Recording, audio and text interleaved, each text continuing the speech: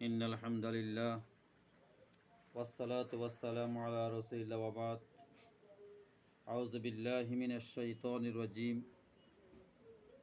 بسم الله الرحمن الرحيم ليس البر أن تولوا وجوهكم قبل المشرق والمغرب ولكن البر من آمن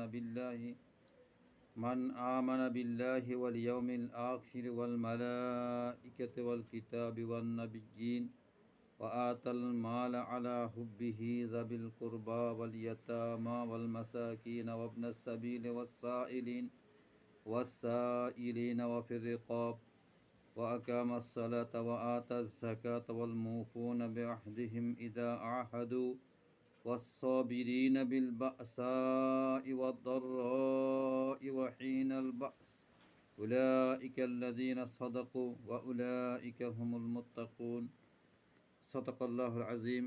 আল্লাহ সুবহানাহু ওয়া তাআলা ইরশাদ করেন, লাইসাল বিররা আন তুওয়াল্লু উজুহাকুম কিবালাল মাশরিকি ওয়াল মাগরিব, তোমাদের পূর্ব দিকে অথবা পশ্চিম দিকে মুখ ফিরানোর মধ্যেই শুধুমাত্র কল্যাণ নিহিত নয়, বরং ওয়ালাকিন্নাল বিররা মান আমানা বিল্লাহ, প্রকৃত কল্যাণ শুভ সওয়াব এবং নেক রয়েছে যারা প্রকৃতভাবে আল্লাহ সুবহানাহু ওয়া তাআলার প্রতি বিশ্বাস স্থাপন করে, ওয়াল ইয়াউমিল আখিরে, পরকালের প্রতি বিশ্বাস করে, ওয়াল মালাইকাতে, ফেরেশতাদের প্রতি বিশ্বাস স্থাপন করে, ওয়াল কিতাব, আল্লাহ তাবারক ওয়া তাআলার অবতীর্ণ কিতাবসমূহের প্রতি বিশ্বাস স্থাপন করে, ওয়া নাবিয়্যিন, এবং আল্লাহর প্রেরিত সকল নবীদের প্রতি যথাযথভাবে বিশ্বাস স্থাপন করে, ওয়া আতাল মাল আলা হুব্বিহি, এবং তাদের মাল দৌলত সম্পদসমূহ আল্লাহ তাআলার ভালোবাসায় ব্যয় করে, জাবিল কোরবা, নিকটাত্মীয়দের জন্য, ওয়াল ইয়াতামা, ইয়াতিমদের জন্য, ওয়াল মাসাকিনা, মিসকিনদের জন্য, ওয়াবনাস সাবিল,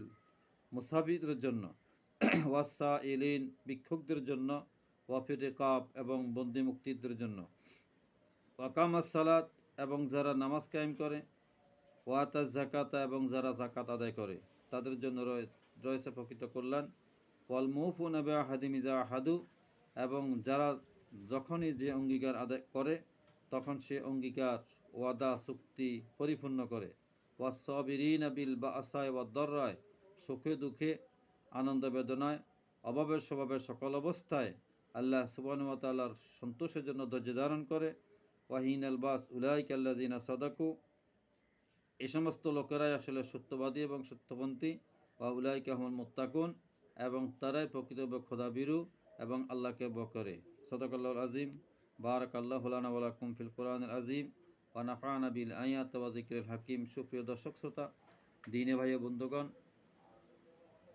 এই মাসের বিশেষ প্রয়োজনে সূরা আল বাকারার 177 নং আয়াতের উপরেই আমি কয়েকটি সংক্ষিপ্ত বক্তব্য উপস্থাপন করব আশা পোষণ করেছি।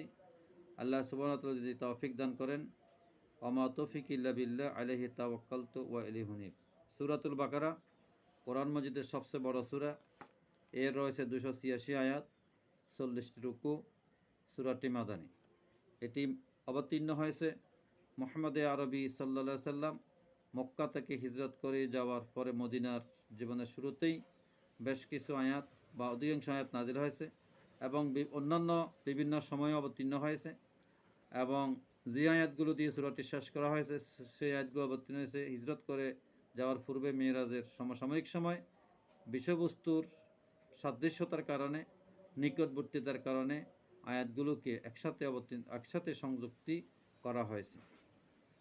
তো আমি এই সূরার নাম সূরা আল বাকারা, এই বাকারার নামকরণের উপর কথা বলছি। আল্লাহ সুবহানাহু ওয়া তাআলা এই সূরার 67 নং আয়াত থেকে 71 নং আয়াত পর্যন্ত 5টা আয়াতে বাকারা শব্দটি উল্লেখ করেছেন। আল বাকারা এই সূরাটির নাম। এই কথার অর্থ এই নয় যে এই সূরার মধ্যে শুধু বাকারা নিয়ে আলোচনা করা হয়েছে। এই কথার অর্থ এই যে অন্যান্য আলোচনার সাথে বাকারার আলোচনাও এই সূরার মধ্যে রয়েছে।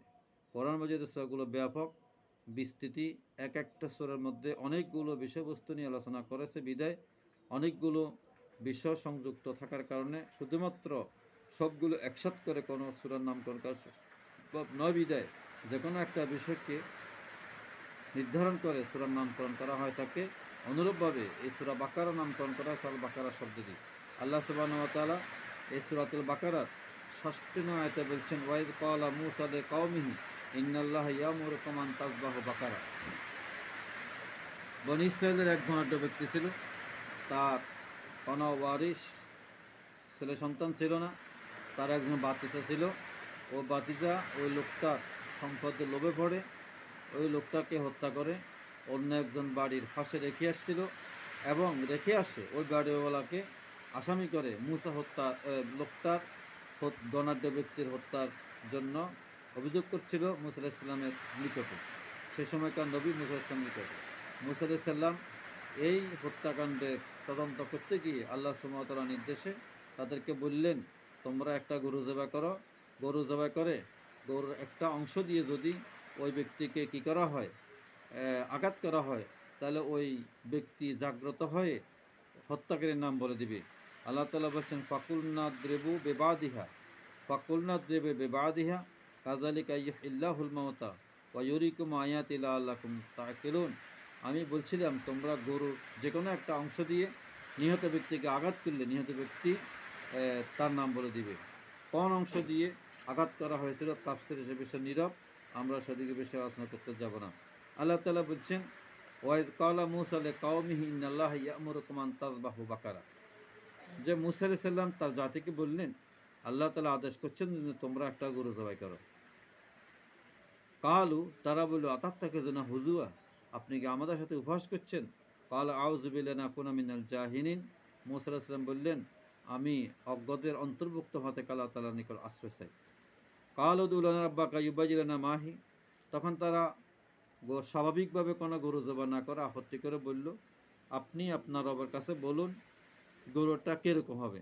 কালা ইন্নাহু ইয়াকুলু ইন্নাহা বাকারাতুন লা ফারিদুন ওয়ালা বিকরুন আওয়ানুম বাইনা যালিকা ফাফআলু মা তু'মারুন। তখন মূসা আলাইহিস সালাম বললেন, আল্লাহ তাআলা বলতেছেন, এটা এমন একটা গরু, এমন একটা গাভী, অতি বৃদ্ধও নয় এবং অতি তরুণও নয়, এর মাঝামাঝি, অতএব তোমরা এই কাজটা আদিষ্ট কাজটা করো। কাল উদুন আব্বা কইবান মালানুহা। তখন গরুটা তারা জবাই না করে বলল, এটার রং কি হবে? কালা ইন্না ইয়াকুলু ইন্না বাকাতুন সাফরা ফাকিউন লাউনুহা তাসরুন নাজিরিন। তখন মূসা ইসলাম বললেন, এটা এমন একটা গরু যেটা হবে হলুদ বর্ণের, চোখ জোড়ানো, ফাঁকা গাঢ় হলুদ বর্ণের, এবং যেটা দর্শনার্থীদেরকে চোখ জোড়ানো, দৃষ্টিনন্দন। কাল উদউ লানা রাব্বাকা ইউবায়্যিন লানা মা হি। তখন তারা আবার বলল, আপনি আপনার রবের কাছে বলুন সেই গরুটা কীরকম হবে।